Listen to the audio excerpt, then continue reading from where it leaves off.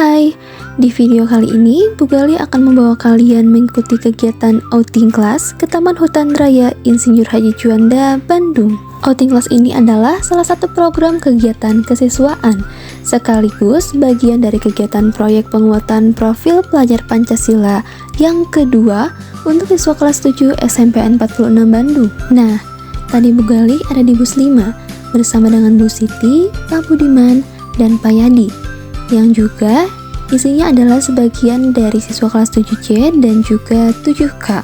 Sebelum memasuki area Tahura, kita diberikan pengarahan dan para siswa akan dibagi ke dalam beberapa kelompok. Gua Jepang, gua Belanda maupun ke Monumen Juanda. Saya akan terangkan sedikit sejarah tentang gua Jepang maupun gua Belandanya.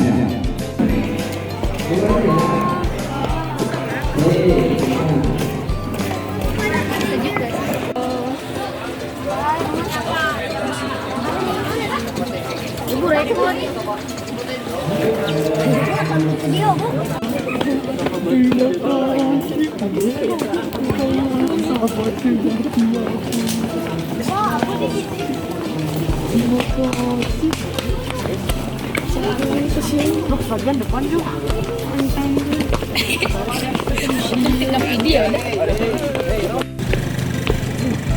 Kemana? Mana-mana hati kesenang. Aduh. Kali ini, Bu Gali membimbing kelompok 7 yang terdiri atas sebagian dari siswa kelas 7I dan 7C. Kelompok 7 ini akan menuju ke Gua Jepang terlebih dahulu bersama dengan seorang tour guide.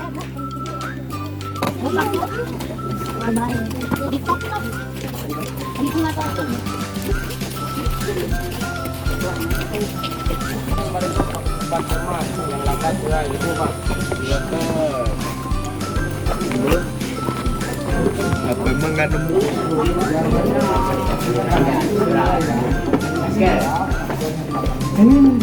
Iya. Senternya dinyalakan, dan diperhatikan jalannya. Ya. Pembikinan Gua Jepang tahun 1942 sampai 1945 oleh bangsa Indonesia dengan cara kerja paksa pemusa oleh Jepang. Fungsi Gua Belanda awalnya itu buat sarana pertahanan tambahan tentara Jepang sewaktu melawan sekutu. Nah, di sini proses penggalian Gua Jepang ini tidak sekaligus dari atas langsung ke bawah penggalian. Penggaliannya itu setengah-setengah. Nah, ini penggalian menggali ke atasnya dulu, setelah beres menggali ke atasnya baru menggali ke bawahnya. Nah, sebelum beres menggali ke bawahnya, para tentara Jepang itu memisahkan pelataran di sini. Pelataran ini dulu itu digunakan sebagai tempat peristirahatan tentara Jepang sementaranya. Dulu ini pelataran ini sudah beres sampai ke depan sini. Berkembangnya yang naik sedikit. Kalau melihat dari kasat mata itu kita kayaknya kayak keras kan? Gua ini, tapi dengan tangan ini bisa buka. Sini itu tidak memakai bahan produk supaya lebih cepat proses penggalian dengan memakai alat tradisional berbentuk seperti ini.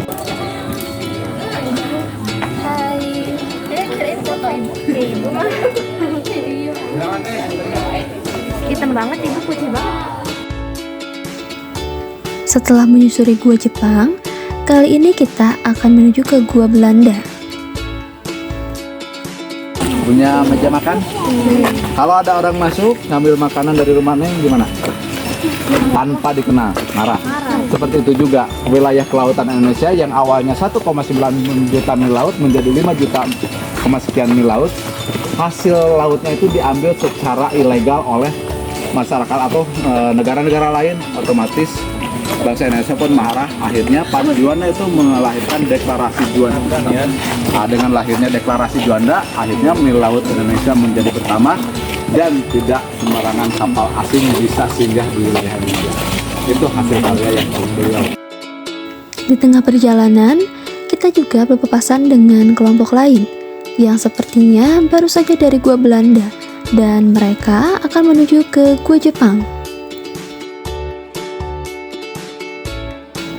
Kita juga disuguhi pemandangan Tahura yang sangat asri, sehingga para siswa tertarik untuk mengabadikan momen ini. Ini adalah kondisi di dalam gua Belanda. Ketiga tour guide menjelaskan sejarah gua Belanda. Si gua Belanda itu beralih menjadi sarana radio komunikasi.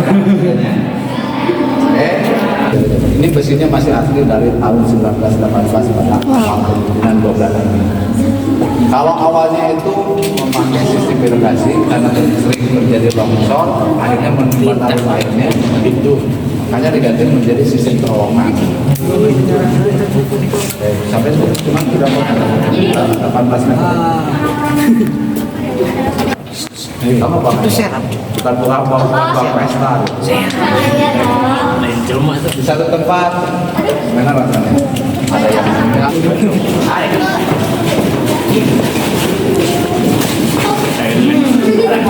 Gunakan senternya.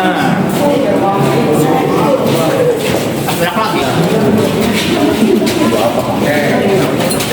Ya, bahkan jarak Belanda sini. Oke. Kita mau puas, oke. Tolong lihat, perhatikan.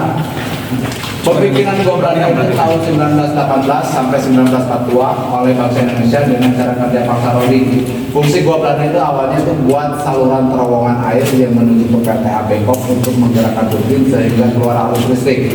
Nah, setelah suasana perang memuncak, fungsi gua Belanda beralih menjadi sarana radio komunikasi rahasia.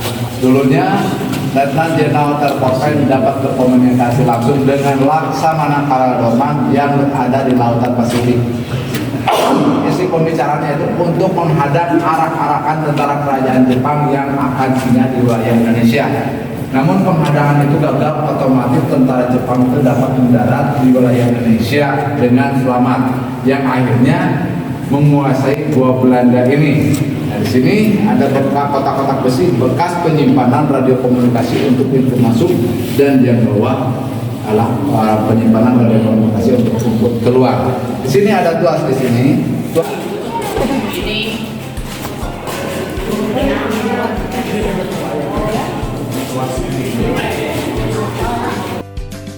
Itulah perjalanan kita di gua Jepang dan gua Belanda. Terima kasih sudah menonton.